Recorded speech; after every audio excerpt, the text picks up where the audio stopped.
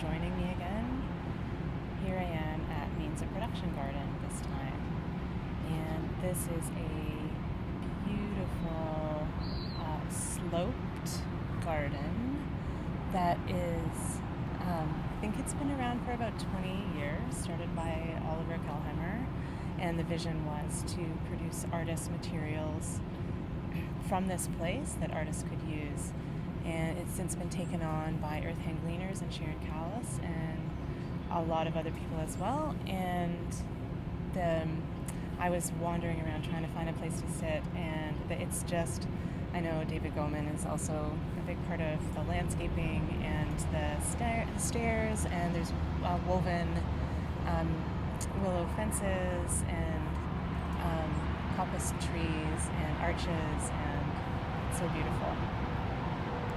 Once again, thank you to the tenders of land and the tenders of wild spaces and the creative folks who have the vision and the tenacity to make it real. So what a wonderful thing to be a creative maker in this world. So again, my name is Sarah Ross, and I'm here to share with you about the 5 voices of the birds.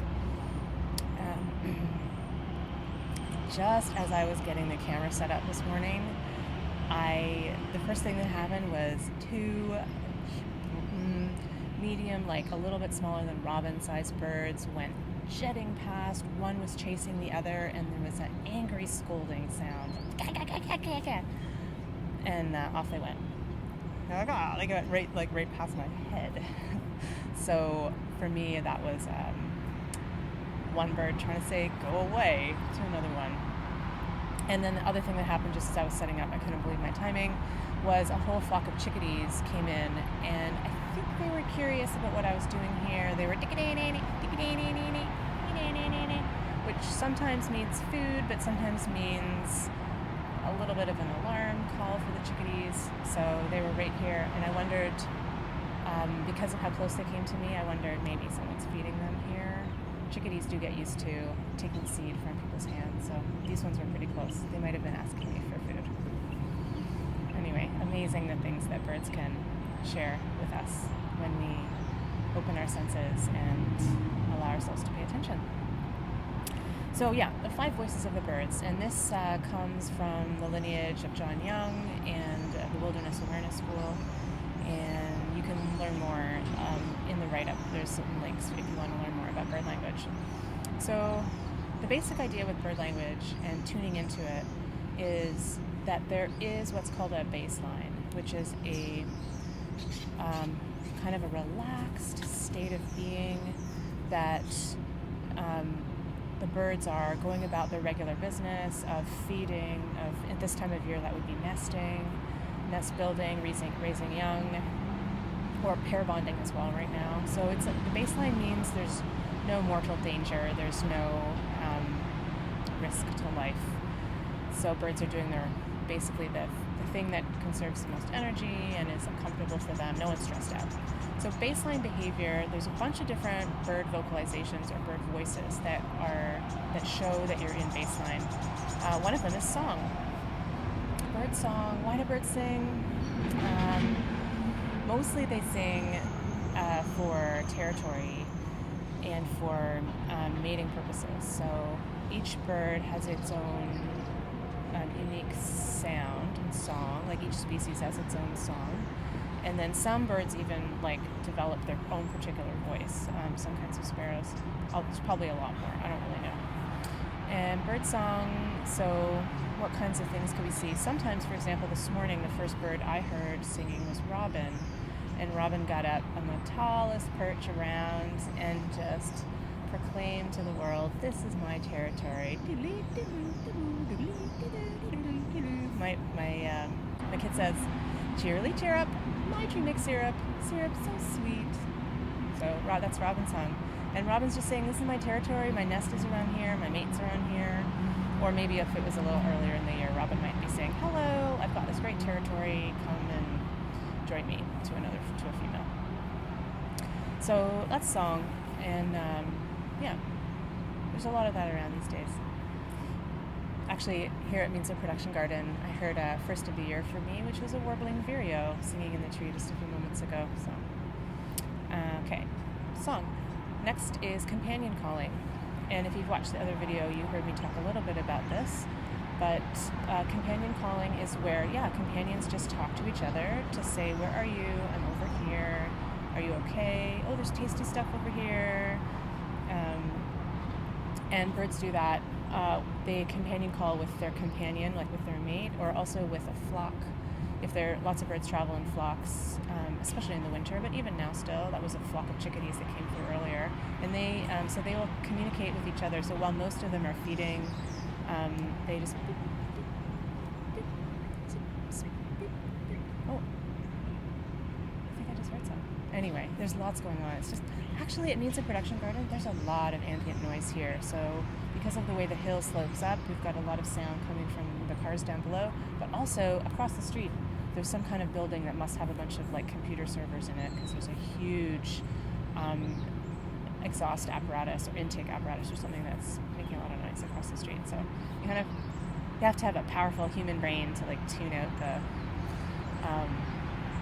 all the industrial and city sounds, urban sounds.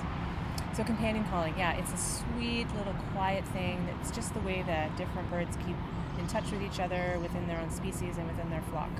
And it's a sign that they're feeding, they're traveling, they're just, everything's okay. Companion calling. What's next? One thing that we're hearing a lot these days, we're starting to hear it, and I'm hearing it with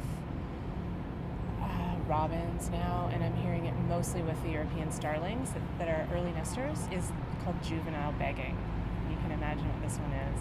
This one is like, if you've ever had a baby or a kid or a teenager around, you'll know it's like, feed me, mama, feed me, dada, feed me, parent, feed me, feed me, feed me, feed me, feed me, feed me, feed me, feed me, feed me. It's like really intense. And so these baby birds are hungry, they're in the nest, and the parent's job, once the eggs have hatched, is just to bring food, clean the nest, bring food.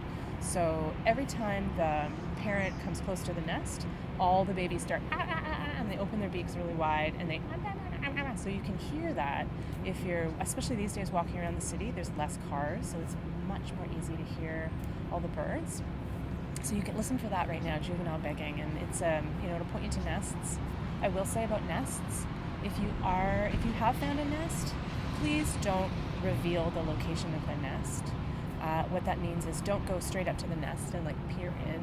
You can like kind of walk by the nest and kind of look as you go by. But if you're disturbing any branches or your feet are going right up to where it is, then other predators can also, it makes it easier for other predators to also locate the nest. So baby birds are very vulnerable, and their parents are going to do a lot to defend them. But please be really careful around nests, and best to just not, as best as you can, actually not really disturb them or even look at them that much. And do the side eye. It's actually a good thing for watching birds, is doing the side eye. Because I think like us, when someone's staring at you, you can sense it, and I think birds do too. So if you're trying to not like be really obvious about watching a bird, you can kind of turn your body sideways and kind of look this way a little. Anyway, it's one of the ways that we honor the birds is by not interfering with what they're doing, and not just like walking right through a field when there's a bunch of Canada geese in it. There's a way to like approach that interaction and that relationship where you don't disturb them in their space, so you can perhaps walk a little closer and indicate your desire to go through, and then they might part and let you through, or you can walk aside them and sort of turn your shoulder to them so they understand you're not a threat to them. Bird honoring routines of honoring, rituals of honoring. Okay, so juvenile begging, listen for that around right now. And then another one that happens right now, which seems a little like it wouldn't be baseline, but at this time of year it is baseline, is called male-to-male aggression. And it's where you have a male bird defending its territory against another male bird. Could be the same species, could be different species. Most often it's the same species. and you have the birds defending each other, defending their territory. And so sometimes it'll be in the form of a song that's really aggressively sung. I saw that this morning with the Anna's hummingbird, using its strange, beautiful, quiet call that it does, or song that it does, and it was chasing off another bird at the time. So sometimes it's song, but often it's more like a companion call, and so or an alarm even. So for some of those sparrows that I saw this morning, I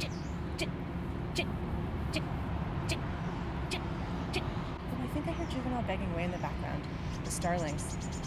Oh wow, that's not it. Not the peepee one. There's another one. Oh, actually it's crows. Oh, it's so hard to hear. I might try and do a little sound recording of the starlings nest so you can hear the juvenile begging, because it's really loud near here in the apartment across the street from the means of production garden here. Often companion calling can turn into subtle alarm calling too. It's where are you? Over here. Where are you? Over here. Where are you? Where are you? Where are you? Where are you? Where are you? Where are you? Oh, just over here. Oh, good.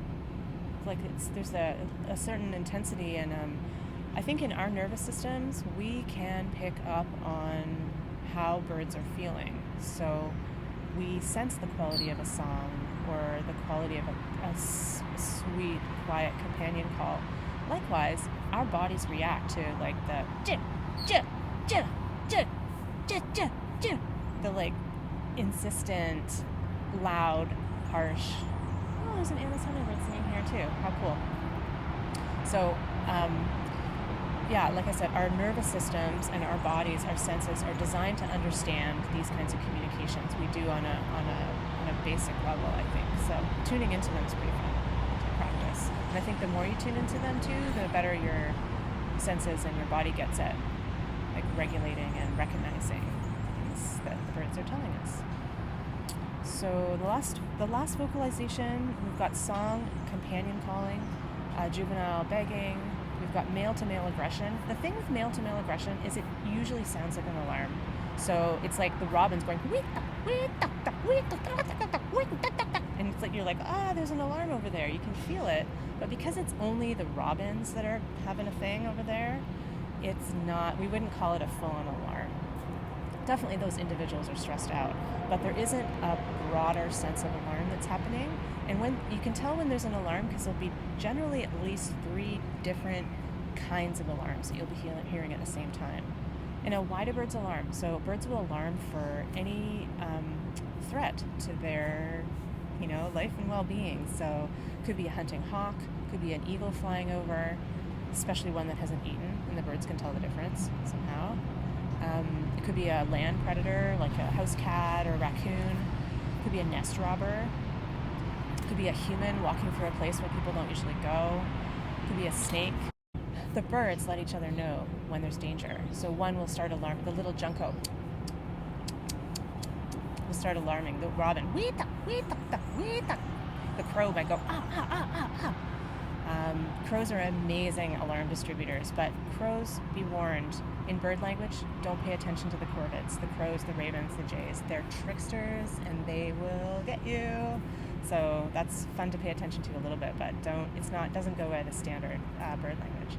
When you hear a bunch of different alarms together, that's when you know that there's a disturbance, that's something to pay attention to. Alarms also have patterns to them, so you can tell by how the birds react.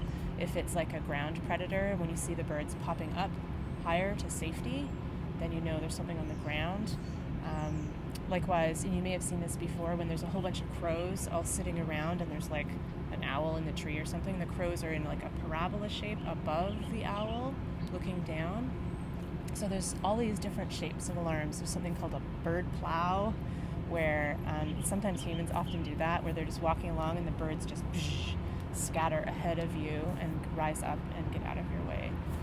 So there's lots of subtle levels that we can pay attention to bird language. And there's, I invite you to learn more. I'll put some links in the write-up. Enjoy the spring. Find a place to sit outside and pay attention to what's happening. It's beautiful, even if you just watch one thing. I mean, especially if you just watch one thing. I wish you beautiful bird connections and moments of inspiration and surprise and curiosity. And may your heart have threads to many different creatures as you learn and connect with what's around us in this beautiful unfolding spring.